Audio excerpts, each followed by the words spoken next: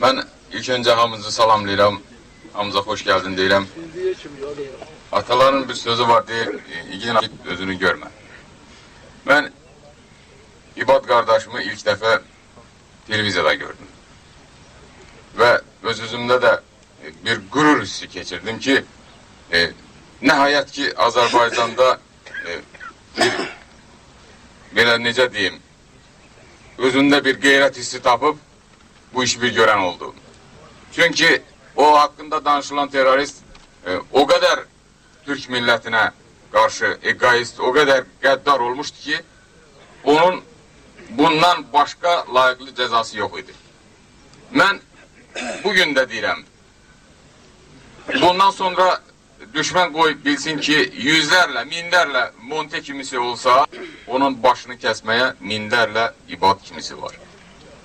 Ve bu olup, belə də olacaqdır. Mən bir şey də qeyd eləmək istəyirəm.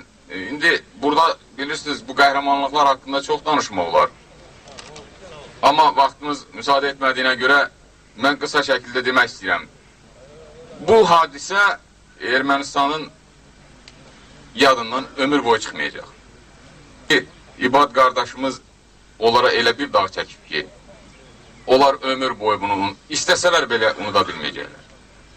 Və İbadın bu hərəkəti Azərbaycan xalqına tarixən örnek olub, bu elə belə deyil, ot kök üstə bitər.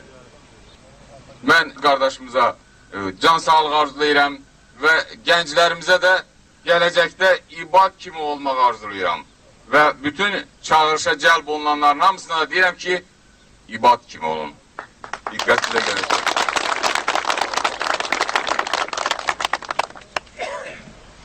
Hərbi komissarımız sözünü dedi.